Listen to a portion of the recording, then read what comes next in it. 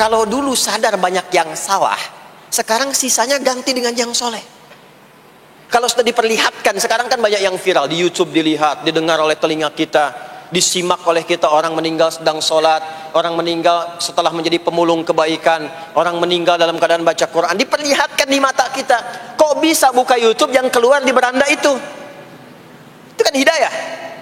Jadi kalau sudah ditampakkan di depan mata, ya, didengar oleh kita, terlihat langsung, maka yang disadari salah yang dulu ganti dengan yang soleh sekarang. Kalau tidak kita lakukan, maka rugi kita saat pulang. Ini yang dimaksud surah ke-103. Wal asr. Innal insana lafi khusr. Illa alladhina amanu wa amilus salihat. Amal saleh. Nah, ini nanti yang dibawa pulang ke sini. Ya, sini. Nah, bagaimana melatih supaya semua kegiatan kita itu jadi soleh? Gimana latihannya? Karena nggak mudah untuk melakukan itu. Belum tentu bangun itu langsung soleh, itu belum tentu. Belum tentu kita makan itu mendapatkan sumber yang benar, dengan cara yang benar. Bagaimana melatihnya? Maka Allah berikan kepada kita waktu-waktu khusus untuk berlatih diri tersambung dengan Allah, yang dengan ketersambungan itu akan menjaga kita di semua keadaan, baik berdiri, jalan, duduk, kerja di kantor, tidur, rebahan. Sekarang banyak kaum rebahaners, ya, tiduran, itu dipastikan kalau tersambung dengan Allah, terkoneksi, semuanya soleh. Karena kalau ingat, ya, saya duduk ingat Allah. Kalau ingat di pekerjaan ingat Allah, mustahil kita bisa menuliskan sesuatu yang Allah tidak sukai. Tambahin nolnya, ya, bikin paraf, tanda tangan pada proyek yang tidak benar, mustahil. Karena ketika sedang tanda tangan ingat Allah, ya. Nah, dalam bahasa Arab, sesuatu yang tersambung dengan kuat sehingga selalu menempel dan sulit terpisahkan, itu bahasa Arabnya disebut dengan silah. Dari wasala yasilu silah. Ibadah yang melatih kita untuk terus tersambung sehingga ingat pada Allah di setiap keadaan, yang dengan ingat itu menjadikan otomatis amal perbuatan kita ingin dipastikan diridhai dan disukai oleh Allah, sehingga berubah menjadi soleh. Ibadah yang melatih kita untuk mendapatkan itu disebut dengan solat namanya. Solat. Makanya solat disebut solat bukan hanya mengandung unsur doa, tapi latihan yang Allah berikan kepada kita untuk mengoneksikan diri kita sehingga dalam semua kegiatan kita ingat Allah. Itu yang dimaksud di Quran surah keempat An-Nisa di ayat ke-103. Salat fardu itu ada berapa? 5 waktu. Maka kata Allah, hei, saling jaga ya. Waktu sholat yang fardu itu yang 5 waktu. Di antara yang 5 itu ada yang spesial. Wassalatil wusta. Waktu yang pertengahan. Tengah-tengah. Di antara 5 waktu itu. Yuk kita tuliskan dulu sebentar. Sebentar. Sholat ada sholat apa saja? Subuh. Kemudian zuhur. Kemudian asar, kemudian nggak cukup, ambil ke sini, maghrib, kemudian isya. Subuh, zuhur, asar, pindah sini, maghrib, isya. Lihat rumusnya. Jadi yang sholat pertengahan yang mana? Jangan lihat tulisannya itu, ya, karena subuh di tengah-tengah disebutnya subuh ya. Sholat pertengahan yang mana? Asar apa subuh? Subuh apa asar? Apa dalilnya? Kita pakai dalil. Nah, sholat pertengahan itu disebutkan oleh Nabi itu ada 2. Ada subuh dan asar. Qala Rasulullah sallallahu alaihi wasallam yata'aqabuna fiikum malaikatul laili wa malaikatun nahari fi salatil asri wa fi salatil fajri. Berebut semua malaikat yang bertugas di siang dan malam, berebut membersamai kita. Kalau berebut itu artinya kalau ada yang berdoa diaminkan, kalau ada yang mohon ampun diistighfarkan oleh malaikat. Jadi malaikatnya minta kepada Allah, ya Allah ampuni si fulan, ya Allah ampuni si fulan, ya Allah si fulan, dan seterusnya sampai selesai. Itu khusus di salat asar dan salat subuh. Sampai kemudian thumma yas'aduna ila sama'. Kemudian mereka, para malaikat itu kembali bertugas masing-masing, lalu Allah mengonfirmasi kepada mereka untuk menunjukkan kebenaran tugas malaikat yang tidak bermaksiat. Allah maha tahu tentang hambanya, maha tahu. Tapi Allah ingin menunjukkan kepada kita apa yang benar dari lisan malaikat itu, yang nggak pernah berdusta. Ya, maka Allah bertanya kepada malaikat, bagaimana keadaan hambaku ketika engkau tinggalkan? Maka disampaikan oleh malaikat itu, ya Allah, aku meninggalkan hambamu si fulan, dia sedang menunaikan ibadah, dia sedang sholat kepadamu, dan khusyuk berdoa, dan seterusnya. Maka apa jawabannya? Saksikanlah, ketika malaikat menyampaikan sedang ibadah, maka turun bonus dari Allah untuk mengampuni dosa si hamba itu. Itulah manfaatnya waktu pertengahan. Waktunya disebutkan di hadis ini asar dan subuh. Antara asar dan subuh itu masih ada yang unggul, ada yang istimewa lagi. Apa yang istimewa? Antara asar dan subuh, yang istimewa terletak di subuhnya.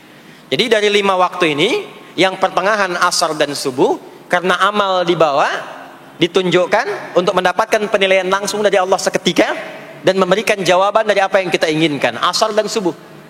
Tapi dibandingkan asar dengan subuh, bila keduanya dibandingkan, dua-duanya mulia. Maka subuh punya kemuliaan yang tidak dimiliki oleh asar. Ya, makanya nanti asar bisa bertemu dengan zuhur, masih ada jama, masih ada qasar. Maghrib ketemu isya, masih ada jama, ada qasar.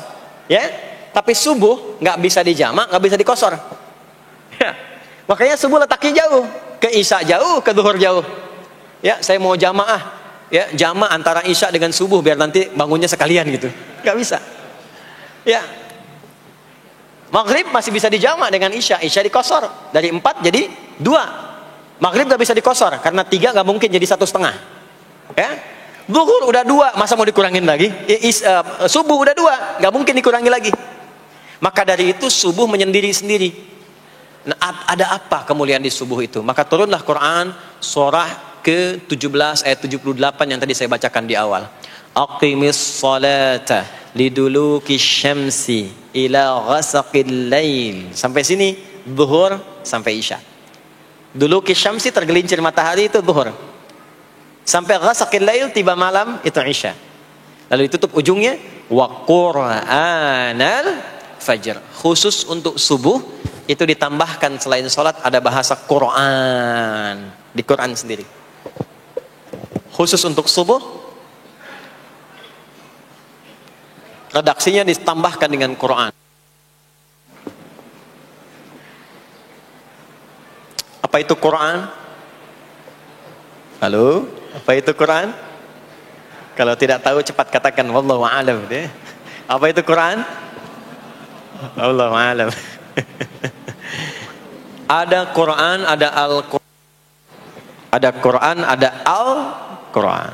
Kalau yang disebut Al-Quran itu mutlak firman Allah. Dari mulai Al-Fatihah sampai An-Nas. Ini yang terdapat di dalam mushaf ini, di 2 jilid ini. Ya, itu Al-Quran. Kalau disebutkan Quran tanpa alif lam, maka yang dimaksudkan bacaan secara umum. Apakah itu Al-Quran, doa, istighfar, semua bacaan itu Quran. Kemuliaan sholat subuh itu dimulai sejak waktu fajar, matahari mulai keluar sinarnya untuk membelah gelapnya malam, itu sinarnya disebut dengan fajar. Nanti subuhnya saya terangkan di akhir. Sinarnya dibelah, membelah kegelapan malam, fajar shadiq. Maka pada saat itu bukan hanya sholatnya yang punya keistimewaan seperti sholat asar tadi, tapi semua bacaannya langsung dijawab seketika oleh Allah Subhanahu wa taala. Dipersaksikan oleh seluruh malaikat dan dijawab langsung oleh Allah Subhanahu wa taala. Jadi kalau Anda berdoa, maaf, doanya lebih cepat terkabul kalau dipanjatkan dengan cara yang benar dan khusyuk. Kalau Anda istighfar, langsung dijawab. Kalau kita baca Quran, pahala langsung dituliskan berlipat. Itulah kemuliaan waktu fajar. Jadi Allah sendiri yang menyampaikan, bukan cuma sholat yang penting, semua bacaannya itu langsung didengar, langsung direspon, langsung dipersaksikan. Karena itu ada anjuran bahkan dari Al-Quran, dan ini dikerjakan oleh semua sahabat, saking pentingnya sholat subuh itu, waktu fajar itu, bahkan mereka bangun dan menunggu sebelum tiba fajar. Maka disitulah muncul kemudian tahajud. Maka muncullah kemudian istighfar sebelum waktu subuh. Ya, ada amalan, ini saya mau kasih rahasia ya. Tapi tolong jaga, ini antara kita saja di sini. Ya, rahasia. Ada waktu sebelum subuh. Cuman 15 sampai 20 menit kurang lebih. Ingat ya, kalau dikonversi sekitar 15 sampai 20 menit waktunya. Namanya waktu sahar. Sahar, jamaknya ashar. Jamak itu karena setiap hari oleh Allah dikasih itu. Sahar, jamaknya ashar. Rahasianya di mana? Bapak Ibu, ini waktu yang paling cepat untuk terkabulnya doa. Anda mau minta apa saja, hadisnya qudsi. Ibadi, kata Allah, hambaku, siapapun yang bermohon sekarang aku kabulkan, yang minta aku berikan. Wa man istaghfara li ghafartu lah. Siapa yang minta ampunan, istighfar, aku ampuni dia sekarang juga. Baik. Bapak Ibu begini, saya tanya nih, kalau ditawarkan minta apa saja diberi, ya, terus minta ampun juga diampuni, pilih mana? Minta apa saja diberi, mau minta apa saja, atau mau minta ampunan istighfar, pilih mana? Jujur aja, kalau ada proyek nilainya 100 miliar, ya, ada utang 1 miliar belum ditutup, terus perlu minta apa saja diberikan, pilih mana? Minta 100 miliar, potensi dikabulkan, atau minta diampuni dosa, pilih mana? Pilih salah satu, nggak usah dua-duanya. Oh, ada tawaran dikasih 100 miliar atau diampuni dosa, pilih mana? Ampuni dosa. Pelan banget ya. Kata ibu kalau bisa dua-duanya gitu.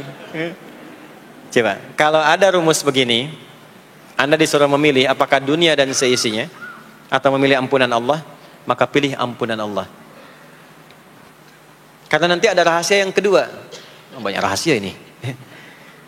Ada rahasia istighfar. Istighfar itu kalau sudah menyatu dengan jiwa kita, sudah terbiasa maksudnya. Biasa istighfar dan jadi karakter. Jadi kebiasaan. Bukan hanya pasca sholat, di mobil istighfar, di kantor masuk istighfar, sudah kebawa, udah refleks itu. Faidah keutamaan untuk orang yang rajin istighfar itu ada dua.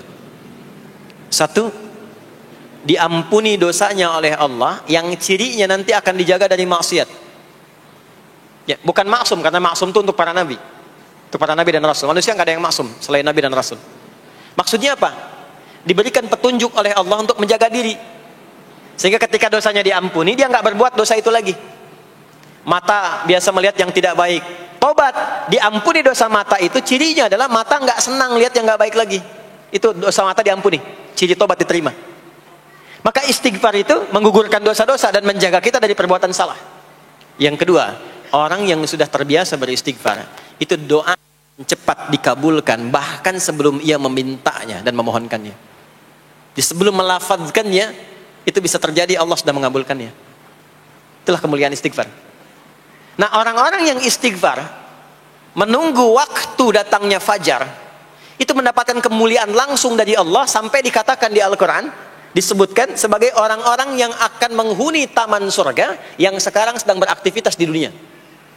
Itu ada di Quran surah ke-51 ayat 15 sampai 18. Yang istighfarnya di ayat 18. Ya, jaminan surganya ayat 15, 16, 17-nya tentang tahajud.